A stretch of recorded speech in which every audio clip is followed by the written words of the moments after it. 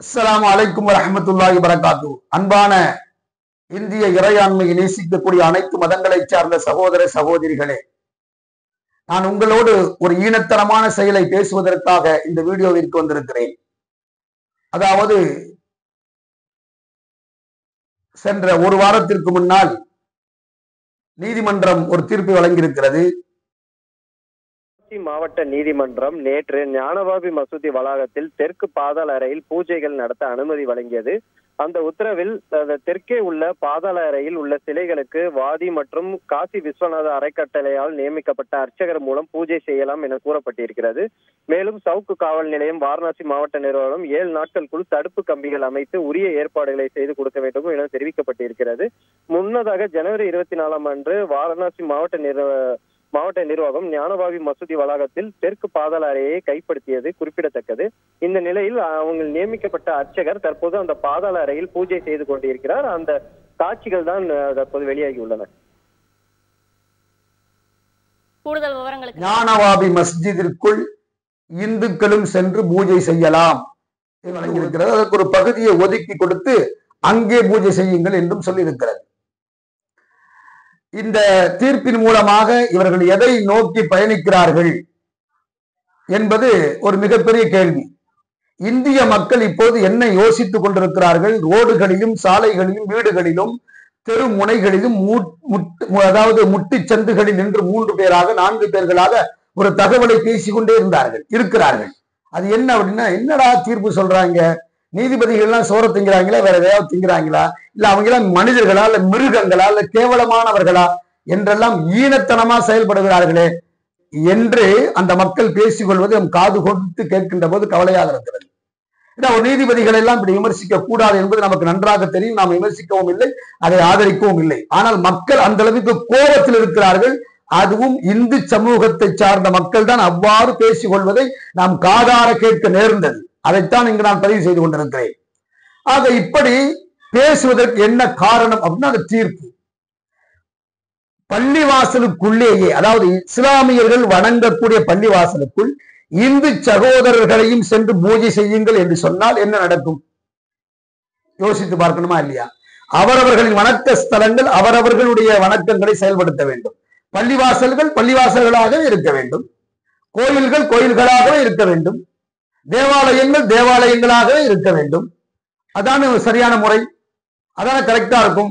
அதான இந்தியாவில் பல்வேறு மதங்களை சார்ந்த மக்கள் மனங்களால் இணைந்து வாழக்கூடிய அற்புதமான ஜனநாயக நாடு என்ற இந்தியாவின் உச்சக்கட்ட சிறப்பை பறைசாற்றும் விதமாக அதுதான் இருக்க முடியும். அதை சிதைக்கலாமா? சிதைத்து இந்தியாவில் எதை சாதிக்க போகிறீர்கள் என்ற ஒரு கேள்வி முன்வைக்கப்படுவது நியாயம் இருக்கிறது அல்லவா? அந்த கேள்வியில் எவ்வளவு நியாயம் இருக்கிறதோ அந்த நியாயம்தான் இப்போது நானும் கேட்கக்கூடிய கேள்விகளில் இருக்கிறது. என்ன கேள்வி அப்படின்னா, நான் என்ன கேட்கிறேன், அந்த பள்ளிவாசலுக்குள் பூஜை இந்து சமய பூஜைகளை நடத்துவதற்கு அனுமதிப்பதால் அங்கு சகோதரத்துவம் வருமா, சண்டைகள் உருவாகுமா? இந்த கேள்விக்கான பதிலை நீதிபதிகள் தெளிவாக சொல்லட்டும். நேசத்திற்கும் பாசத்திற்கும் கண்ணியத்திற்கும் உரிய மரியாதைக்குரிய நீதிபதிகள் இந்த கேள்விக்கான பதிலை தர வேண்டும். 10 பேர்கள் பரவாயில்லை என்று சொன்னால் 11வது எவனாவது ஒருவன் அங்கே வம்புக்கு வருவான், வழக்கு நடக்கும், பிரச்சனைகள் அங்கு தலை தூக்கும், மத கலவரத்திற்கு வித்திடுமா இல்லையா?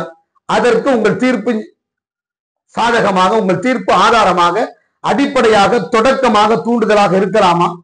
நீதிபதிகளின் தீர்ப்பை இந்திய அரசியல்வாதிகளும் அரசுகளும் அங்கீகரித்துக் கொள்கிறது, ஏற்றுக்கொண்டு நடைமுறைப்படுத்துகிறது என்று சொன்னால் நீங்கள் மக்களை நெறிப்படுத்தி சரிபடுத்த வேண்டுமா, அல்லது உணர்வுகளை தூண்டி சண்டைகளை உருவாக்கி மத கலவரங்களை உருவாக்கும் விதமாக உங்கள் தீர்ப்புகள் அமைய வேண்டுமா என்ற ஒரு கேள்வி இருக்கிறதா இல்லையா?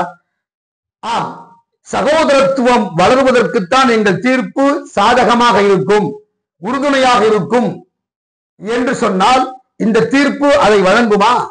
சகோதரத்துவத்தை இந்த தீர்ப்பு தருமா? சண்டை இல்லாத நிலையை இந்த தீர்ப்பு தருமா? மதச்சார்பின்மையை இந்த தீர்ப்பு காப்பாற்றுமா? மனிதாபிமானத்தின் அடிப்படையில் மனிதர்கள் வாழ்வதற்கு இந்த தீர்ப்பு வழிவகுக்குமா என்ற கேள்விக்கெல்லாம் பதில் இல்லை. ஒரு காலத்திலும் இதுவெல்லாம் நடக்காது. பள்ளிவாசல்கள், மீண்டும் சொல்லுகிறேன், பள்ளிவாசல்கள் பள்ளிவாசல்களாகவே இருக்கட்டும், கோயில்கள் கோயில்களாகவே இருக்கட்டும், தேவாலயங்கள் தேவாலயங்களாக இருக்கட்டும். அப்பொழுதுதான் இந்தியா ஒரு அற்புதமான நாடு என்று உலகம் போற்றும், பாராட்டும். அடுத்து இந்த தீர்ப்பின் மூலமாக சமூகத்தில் மீண்டும் ஒரு பாபர் மஸ்ஜிதை போன்ற ஒரு கலவரத்தை, ஒரு உயிர் பேரிழப்பை தூண்டிவிடும் விதமாக தீர்ப்பு அமைந்திருப்பதாக மக்கள் பேசிக் கொள்கிறார்கள் என்று சொன்னால் அது 100% நியாயம் இருப்பதாக நாம் தமிழ்நாடு சுன்னத் ஜமாத்தும் எண்ணுகிறது. அந்த கவலையில் தான் இந்த கடினமான வார்த்தையை பயன்படுத்துகிறோம். நீதிபதிகள் திருந்தாவிட்டால் நீதி கண்டிப்பாக பாதுகாக்கப்படாது. அடுத்து பாத்தீங்கன்னா இப்ப ஜனவரி 31, 2024 டெல்லியில ஒரு பள்ளிவாசல் மதரசாவும் இடித்து தரைமட்டமாக்கப்பட்டு 600 ஆண்டுகள் பழமை வாய்ந்த மசூதி இடிப்பு. மசூதியுடன் கூடிய மதரசா, அடக்கஸ்தலம் ஆகியவற்றை டெல்லி மேம்பாட்டு ஆணைய அதிகாரிகள் இடித்து தரைமட்டமாக்கினர். டெல்லியின் மெஹ்ராலியில் உள்ள சுமார் 600 ஆண்டுகள் பழமை வாய்ந்த மசூதியான அகோஞ்சி மசூதி ஜனவரி 31 அதிகாலை 6 மணி அளவில் டெல்லி மேம்பாட்டு ஆணைய அதிகாரிகளால் பலத்த போலீஸ் பாதுகாப்புடன் திடீரென இடித்து தரைமட்டமாக்கப்பட்டது. பல நூற்றாண்டுகளாக பயன்பாட்டில் இருந்த மசூதி எந்தவித முன்னறிவிப்பும் இன்றி திடீரென தரைமட்டமாக்கப்பட்டது அப்பகுதி மக்களையும் மதரசா மாணவர்களையும் பேர் அதிர்ச்சிக்குள்ளாக்கியுள்ளது. தொழுகைக்கான அழைப்பிற்கு சற்று முன் நடந்ததாக கூறப்படும் இந்த இடிப்பு குறித்து சமூக வலைதளங்களில் காணொலி ஒன்றில் பேசிய மசூதியின் இமாம் ஷாகிர் ஹுசைன் இந்த துயர சம்பவம் குறித்து பெரும் வருத்தம் தெரிவித்தார். மசூதி இடிக்கப்பட்ட அதற்கான அறிகுறிகளை மக்களிடமிருந்து மறைக்கும் நோக்கில் இடிப்பு குப்பைகளை அகற்றுவதில் டிடிஏ அதிகாரிகள் கவனமாக இருப்பதாக அவர் குற்றம் சாட்டியுள்ளார். மேலும் அதிகாரிகள் தன்னிடமிருந்தும் குறித்த நேரத்தில் சம்பவ இடத்தில் இருந்தவர்களிடமிருந்தும் தொலைபேசிகளை வலுக்கட்டாயமாக எடுத்துச் சென்றதாகவும் இதனால் குறித்த சம்பவத்தை ஆவணம் செய்ய முடியவில்லை என்றும் அவர் கூறினார். மேலும் மசூதி இடிக்கப்படுவதற்கு முன்னர் பள்ளிவாசலிற்குள் இருந்த குரான் பிரதிகளை பாதுகாத்துக் கொள்ள அதிகாரிகள் யாரையும் அனுமதிக்கவில்லை என்றும் மசூதிக்குள் இருந்த புனித கலைப்பொருட்கள் மற்றும் புத்தகங்கள் அவமதிக்கப்பட்டது மட்டுமல்லாமல் மதரசாவில் படிக்கும் 22 மாணவர்களின் உணவு மற்றும் உடைகள் போன்ற உடைமைகளை அதிகாரிகள் அளித்ததாகவும் குற்றம் சாட்டினார். டெல்லி உயர்நீதிமன்றத்தில் தலைமை நீதிபதி சதீஷ் சர்மா மற்றும் நீதிபதி சஞ்சு நருலா ஆகியோர் அடங்கிய அமர்வில் மசூதி, கல்லறை அல்லது சட்டப்பூர்வமாக வக்ஃபிற்கு சொந்தமான சொத்துக்கள் எதுவும் மெஹ்ராலியில் உள்ள அதிகாரிகளால் இடிக்கப்படாது என டிடிஏ வெளிப்படையாக தெரிவித்திருந்த சில மாதங்களிலேயே இப்படி ஒரு சம்பவம் அரங்கேறி இருப்பது பெரும் அதிர்ச்சியை ஏற்படுத்தியுள்ளது. அதை இடிப்பதற்கு முன்னால் எந்த முன்னறிவிப்பும் இல்லை. அதில் இருக்கக்கூடிய பொருட்களை பாதுகாப்பதற்கான கால அவகாசம் தரப்படவில்லை. அதை இடிக்க போகிறோம் என்று எந்த விதமான அறிவிப்பும் இல்லை. எதுவுமே இல்லாமல் திடீரென்று வந்தார்கள், இடித்தார்கள், சென்றார்கள். அங்க இருக்கக்கூடிய நூல்களை, குர்ஆன் போன்ற நூல்களை எடுப்பதற்கு அனுமதிக்கவும் இல்லை. அங்கு பயிலும் மதரசாக்களின் மாணவர்களின் உடைமைகளை எடுத்துக் கொள்வதற்கு கூட அனுமதிக்கவில்லை. இப்படி மனசாட்சியற்ற, மனிதாபிமானமற்ற ஒரு ஈனத்தனமான ஆட்சி டெல்லியில் நடக்கிறதா? இது போன்ற RSS வெறியர்களும் பிஜேபி வெறியர்களும் மதசார்பன்மையை சாகடிக்கக்கூடிய மனிதாபிமானமற்ற, மனிதத்தன்மையற்ற செயலில் ஈடுபடுகிறார்கள். இவர்கள் மனிதர்கள், மிருகங்களா? பள்ளிவாசல்களை இடிப்பதன் மூலம் முஸ்லிம்களுடைய மனதை நோகச் செய்து விடலாம் என்று பிஜேபி RSS நினைக்குமானால் அது நீங்கள் தோல்வி அடைந்து விடுவீர்கள். ஒரு காலத்தில் வெற்றி பெற முடியாது. கட்டிடங்களை இடிப்பதன் மூலமா அவங்களுடைய மனதை நீங்கள் உடைத்து விட முடியாது. பாபர் மஸ்ஜித் விஷயத்தை இடித்தீர்கள், இடித்த இடத்தை எங்களுக்கு தராமல் நீங்கள் இந்து சகோதர ராமர் கோயில் கட்டுவது கொடுத்து விட்டீர்கள். பரவாயில்லை, பிரச்சனை இல்லை, எங்களுக்கு எந்த வருத்தமும் இல்லை. முஸ்லிம்கள், இந்து சகோதரர்கள் அதிகம் நேசிக்கக்கூடிய ராமருக்கு கோயில் கட்ட ஒரு பெரிய இடத்தை தானமாக கொடுத்து விட்டார்கள். நாங்கள் மகிழ்ச்சியோடு தான் இருக்கிறோம். கவலை எதுவும் இல்லை என்பதை புரிந்து கொள்ள வேண்டும். ஆனால் உரிமைகள் பாதுகாக்கப்பட வேண்டிய இந்தியாவில் அதை பறிக்கப்படுவதை ஒரு காலத்திலும் முஸ்லிம்களாகிய நாங்கள் ஏன் ஏற்றுக்கொள்ள வேண்டும்? நாங்கள் இங்குதானே பிறந்தோம், இங்குதானே வாழ்ந்து கொண்டிருக்கிறோம். இந்த இந்தியாவிற்கு எங்களை விட அதிகம் தியாகம் செய்தவர்கள் யாராவது காட்டு. RSS ஏமாறுதான் சொல்லு. பிஜேபியில ₹1 காட்டு, ஒரே ₹1 காட்டு, சுதந்திரத்துக்காக போராடினவன் அவன் பிஜேபி காரனை காட்டு. RSS ஒருத்தனை காட்டு, ஒரே ₹1. எல்லா ஆடுகளையும் மாடுகளையும் பிடித்துக் கொண்டு இந்தியாவிற்கு வந்தீர்கள்.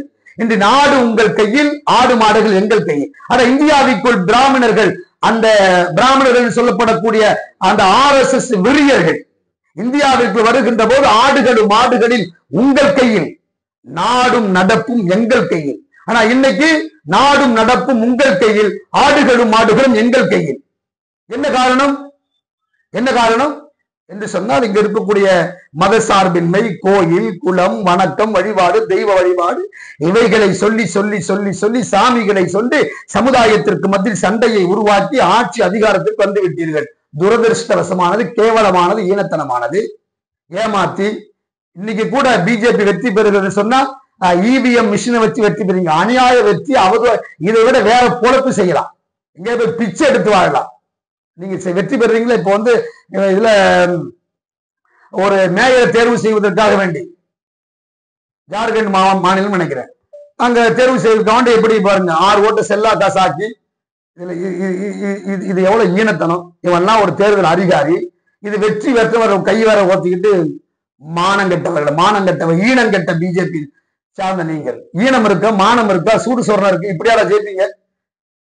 இதுக்கு வேற ஏதாவது செஞ்சுட்டு போலாமே. அதை நான் வாயால சொல்லக்கூடாது. மீடியா ரொம்ப கேவலமா இருக்கு. அதுதான் நான் அடக்கி வாசிக்கிறேன். இவங்க செய்யதான் ரொம்ப கேவலமாக இருக்கிறது, ஈனத்தனமாக இருக்கிறது, அசிங்கம் அசிங்கம். ஆட்சியில ஒரு அரசியல் செய்வது கூட நியாயம் இருக்க வேண்டும். அரசியலில் இதுவெல்லாம் சகஜமப்பா. எதுவெல்லாம் சகஜம்?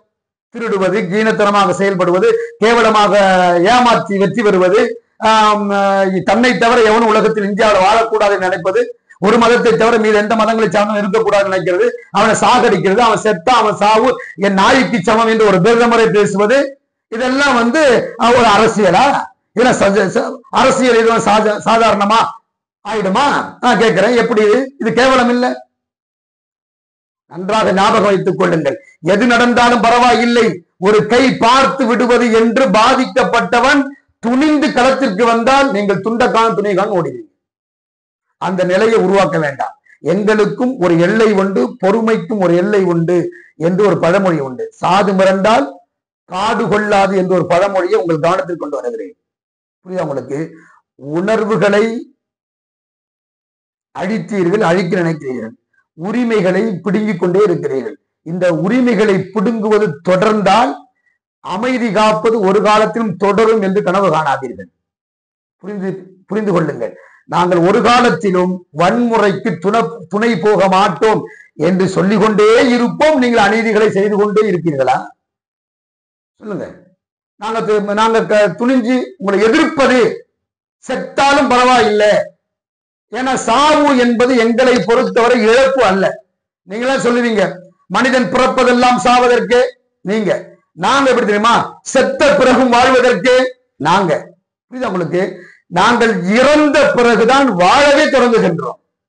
மரணம் எங்கள் மயிருக்கு சமம் அப்படின்னு நினைச்சு களத்துக்கு வந்தோம்னா நீங்க எல்லாம் இருக்கவே முடியாது. நீங்க ஓடி ஒளிந்து கொள்ள வேண்டும், அழிந்து நாசமாகி விடுவீர்கள். ஜாக்கிரதை. என்ன விளையாடுகிறீர்களா உணர்வோடு? புரிந்து கொள்ளுங்கள். எங்கள் உதிரங்களோடு விளையாடலாம், உணர்வோடு விளையாடாதீர்கள். நாங்கள் எதிர்த்து களத்திற்கு வந்தால் நீங்க தாங்க மாட்டீர்கள். Death is not end but it is a beginning என்பதுடைய வாழ்க்கை முறை. மரணம் என்பது எங்களுக்கு நிரந்தரமானதல்ல. மரணத்திற்கு பிறகுதான் உண்மையான வாழ்க்கையின் தொடக்கமே ஆரம்பம் என்பதில் அசைக்க முடியாத நம்பிக்கையோடு இருக்கக்கூடிய நாங்கள் உன்னை ஒரு கை பார்த்து விடுவது என்று களத்திற்கு வந்தால் ஒரு காலத்திலும் RSS வெறியர்களும் பிஜேபி காவிகளும் பாவிகளும் இந்தியாவிலே இருக்க முடியாது. அப்படிப்பட்ட ஒரு துர்பாக்கிய நிலையை நீங்கள் உருவாக்க வேண்டாம். எங்களுடைய உணர்வுகளை மதிக்க கற்றுக்கொள்ளுங்கள். எங்களுடைய உரிமைகளை அழிப்பதன் மூலமாக எங்களுடைய உதிரங்களை சூடாக்க வேண்டாம். எங்களுடைய உதிரங்கள் சூடானால் அந்த சூடு உங்களை சுட்டு கரித்து விடும் என்ற உண்மையை உங்களுடைய நினைவிற்கு கொண்டு வருகிறேன். கடந்த கால வரலாறுகளை பாருங்கள். சுதந்திரத்தில் இருந்து இன்று வரை இஸ்லாமியர்கள் எப்படி வந்திருக்கிறார்கள், வாழ்ந்திருக்கிறார்கள், இப்பொழுது வாழ்ந்து கொண்டிருக்கிறார்கள் என்பதை வரலாறுகளை படியுங்கள். அந்த வரலாற்றில் எங்கள் பக்கங்கள் எப்படி எழுதப்பட்டிருக்கிறது என்பதை பாருங்கள். அப்போதுதான் உங்களுக்கு தெரியும். நாங்கள் 1000 ஹிட்லர்களை கண்டவர்கள். ஃபிரௌனை பார்த்திருக்கிறோம், நம்ருதை பார்த்திருக்கிறோம், ஹாமானை பார்த்திருக்கிறோம், காரூனை பார்த்த சமுதாயம், அபூஜஹலை கண்ட சமுதாயம், உத்துபாவை எதிர்த்த சமுதாயம், ஷைபாவை எதிர்கொண்ட சமுதாயம். அவர்களுக்கு முன்னால் நீங்களா ஒண்ணுமே இல்லை, பிஸ்கோத். ஜாக்கிரதை. நாங்கள் அமைதியாக இருக்கலாம் என்று நினைக்கும் வரை நீங்கள் செய்யலாம், வாழலாம், இருக்கலாம், ஆட்சியில் இருக்கலாம், அதிகாரத்தில் இருக்கலாம். இனி அமைதி காக்க போவதில்லை. பொறுத்தது போதும், பொங்கி எழு என்ற முடிவுக்கு நாங்கள் என்று சொன்னால் பாதிக்கப்பட்ட மக்கள் வந்து விட்டால் நீங்க எல்லாம் காசுக்கு மாரடிக்கக்கூடிய கேவலமானவர்கள், அரசியலுக்காக காலை நக்கக்கூடியவர்கள், காலை பிடிக்கக்கூடியவர்கள், அதிகாரத்தை பிடிப்பதற்காக வேண்டி கூட்டி கொடுக்கக்கூடிய சமூகத்தில் நாங்கள் இல்லை என்பதை புரிந்து கொள்ள வேண்டும். கூட்டி கழிச்சு பாருங்க, கணக்கு சரியா இருக்கு. அஸ்ஸலாமு அலைக்கும் வரஹ்மத்துல்லாஹி வபரகாத்துஹு.